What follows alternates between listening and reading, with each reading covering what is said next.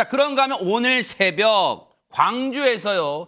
이런 아찔한 사고가 발생했는데 먼저 영상부터 보시고 이어가 보도록 하겠습니다.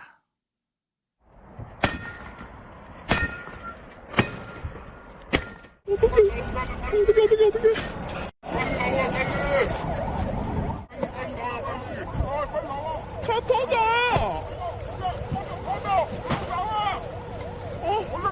얼른 나와!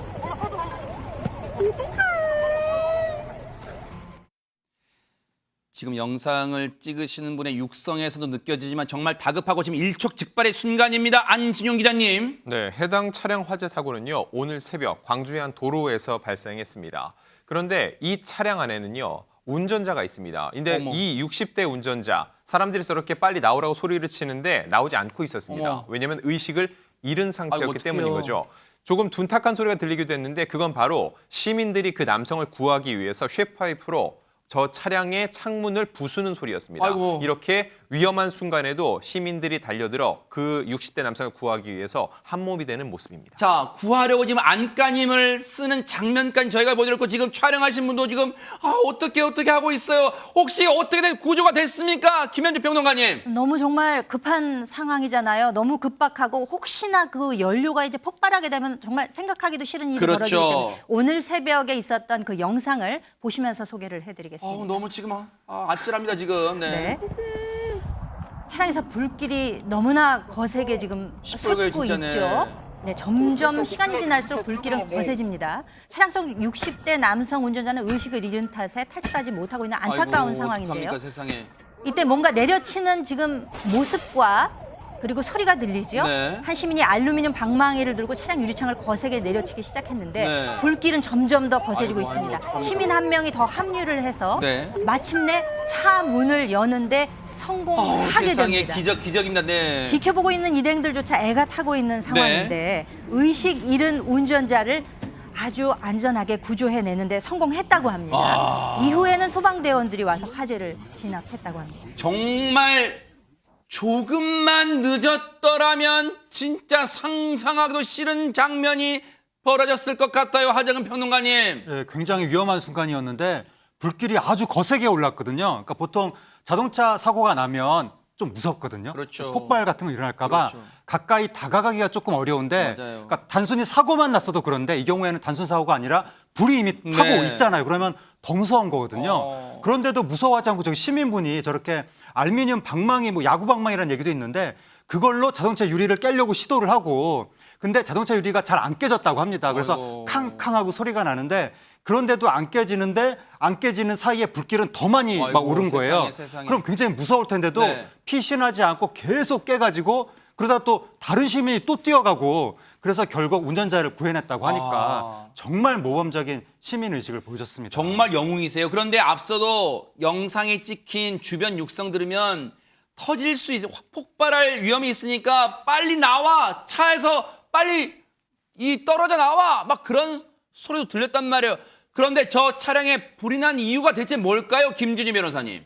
일단은 지금 저 사고 차량 운전자가 오늘 오전 새벽 이제 1시 27분경 광주 동구 도로를 지나다가 이제 그 중앙 분리된 데 이제 화단형처럼 생긴 게 있지 않습니까? 네네. 그래서 그거를 들이받는 사고가 일어난 아이고. 겁니다. 근데 이제 사고 자체만 일어났다고 하면 이렇게 큰 불이 나기는 어렵겠죠. 근데 이제 문제는 뭐였냐면 이렇게 들이받고 나서 차량은 멈췄는데 이 운전자가 의식을 잃었던 겁니다. 아이고. 그러다 보니까 이제 가속 페달을 계속해서 밟고 있어가지고 과열이 됐고 그래서 네. 결국엔 이렇게 화재가 발생을 한 건데요. 네. 그래서 결국에 이후에 이제 경찰이 이 운전자에 대해서 음주운전인가를 확인을 했습니다만 음주운전은 아니었던 걸로 확인이 됐습니다. 어허, 음주운전이 아니었는데 왜 운전자는 저 가운데 화단 그곳을 차로 들이받게 되었을까요? 경찰 얘기 자세히 들어보시고 이어가 보도록 하겠습니다.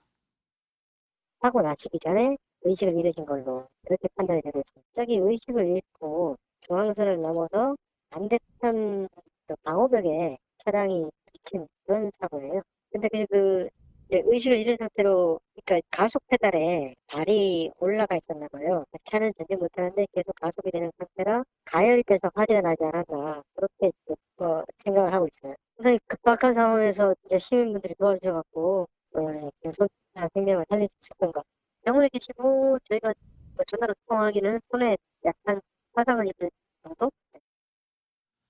천만다행입니다. 지금 운전자분 천만다행으로 시민들 도움 덕분에 비교적 가벼운 부상이라서 천만다행인데 박성배 변호사님 정말 그러다 보니까 돌이켜 생각하면 저 당시에 불길 속에서도 주저하지 않고 도움을 주신 분들 도움이 정말 컸어요, 진짜. 그렇습니다. 경찰은 조금만 늦었어도 심각한 인명피해가 우려되는 상황이었는데 아하. 용기 있는 시민들에게 감사하다는 말을 전하고 있습니다.